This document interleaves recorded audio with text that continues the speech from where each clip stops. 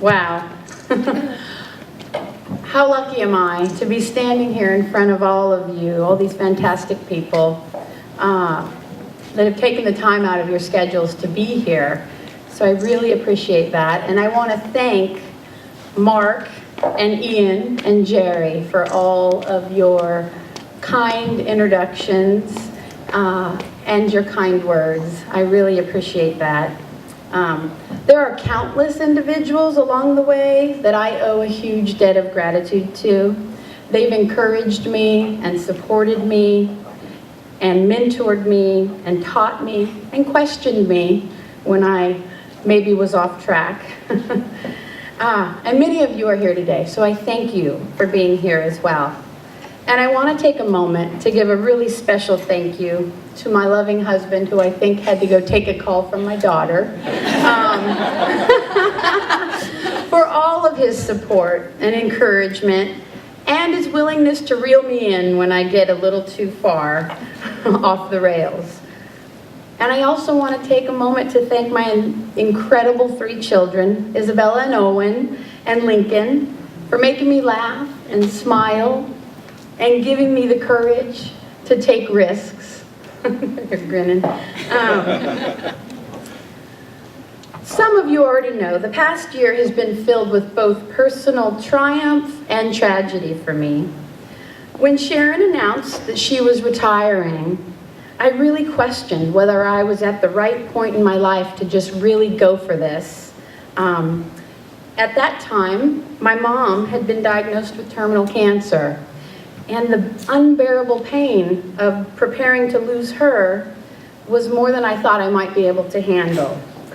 And so, it was her and her unbelievable strength and encouragement that helped convince me that I was truly ready to do this. We had countless conversations, and I often told her that I didn't know if I was going to be able to do this without her. And in her infinite wisdom, she looked at me and she said, "You're going to be fine.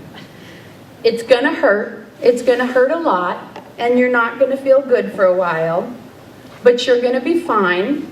You're going to deal with the pain, and you're going to create meaning out of the pain, and you're going to use it to go out into the world and help other people."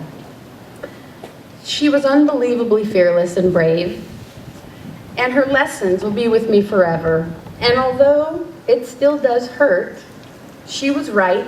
She was always right. And so I want to thank my mom.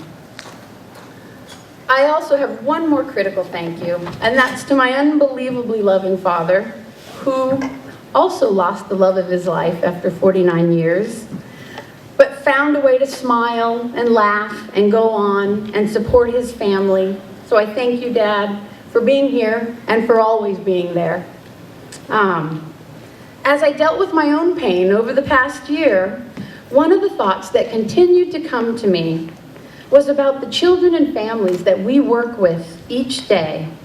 I thought about how hard it was for me to deal with this at 45, the pain of losing a parent, and I couldn't help but think of the tremendous pain that the children and families that we deal with day in and day out have to deal with, and the experiences that they have at such an early age in life.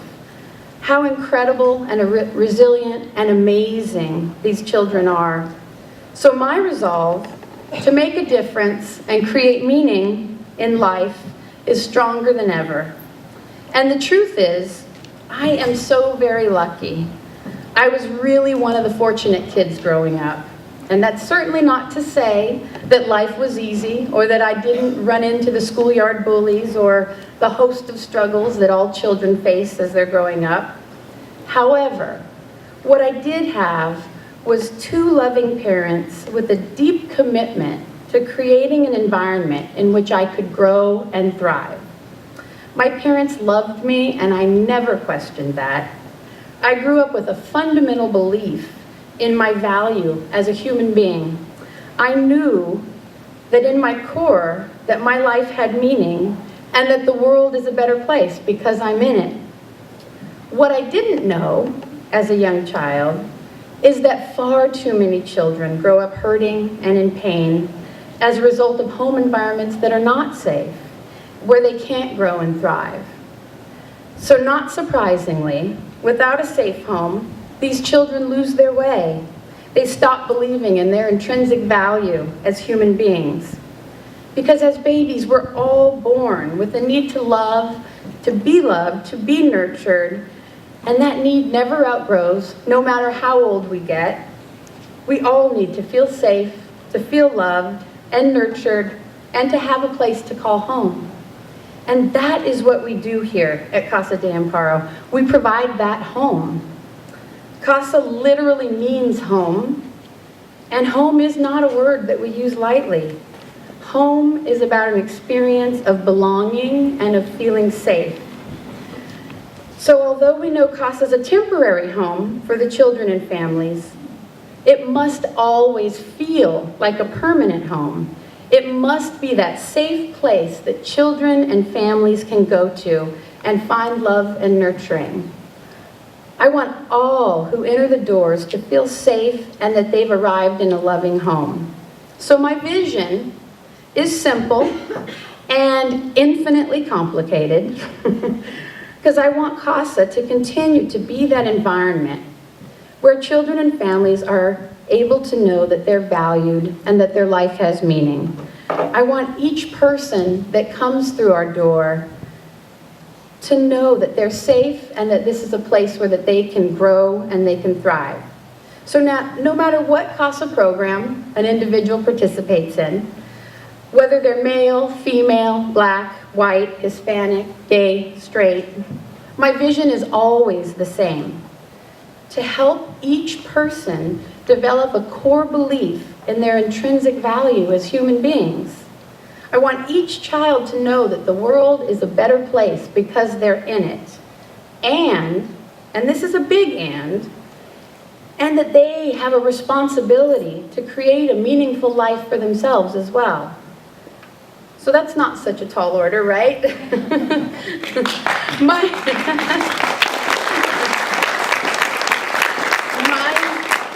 My belief in humanity and the inherent goodness in people is what drives me to make a difference. However, I'm one person, and I can't change the entire world on my own. It's the strength and the power to change the world through the eyes of each child that comes in our collective vision.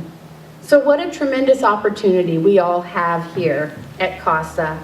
Whether you're a volunteer, or a donor, or a county representative, or someone interested in learning more, or one of our amazing dedicated employees.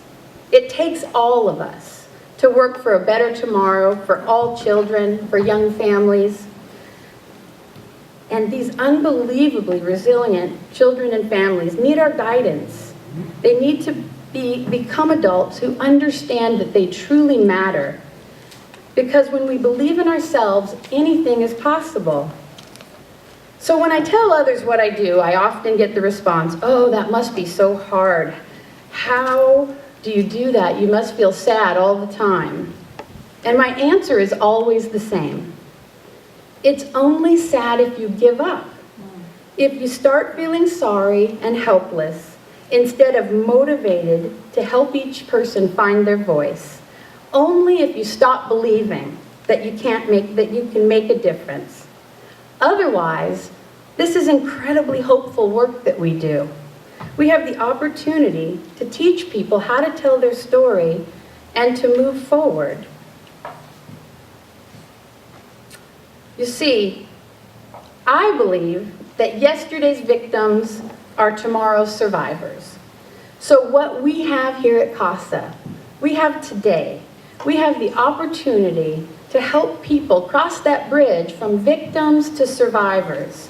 The children, the young adults and families that come here to Casa, they arrive as victims with stories of unbelievable pain and loss, many that we cannot even fathom, and the pain often defines them. So today, it may be a smile, or a kind word, or a game of basketball, or even an intensive therapy session with a really caring therapist who's willing to dig deep and ask the hard questions and listen without judgment. Whatever it is, Our job is to take today, to take each moment, each opportunity, to allow people to tell their story. To tell it and tell it and tell it until they can tell it without it bringing them to their knees. And that's where the healing begins. It's in the telling the story. It's in the moments that we allow ourselves to be vulnerable, to take the risk, to express our pain, that we move from being victims to survivors. And the stories of survival that we are privileged to be a part of are not sad. They are truly inspiring. I see this process in action every day. I often see children arrive the first day, heads hanging low, eye contact is rare. And to my delight, it does not take long before I see that child prancing across campus, head held high, smiling, making eye contact. And in that moment, we may not have solved all the world's problems, but I know that the experience in our safe and loving environment here at CASA is changing the trajectory of that child's life. And that is what we do. And we do it really, really well. And we're going to continue to do it better and better as we grow into the future. And so thank all of you for being here. And thank you for your support. And thank you for listening to my story. Thank you.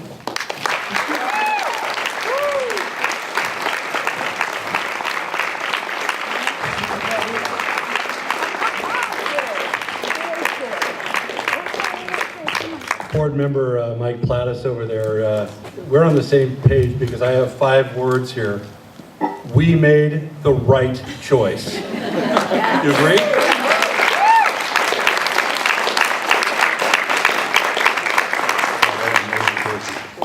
So I'd like to thank the speakers and all of you in the community for your support. The festivities are not over yet. We do have food. Yes, Please, has it arrived? Orderly. Oh, yay. Please continue to enjoy the celebration, and thank you again for coming out.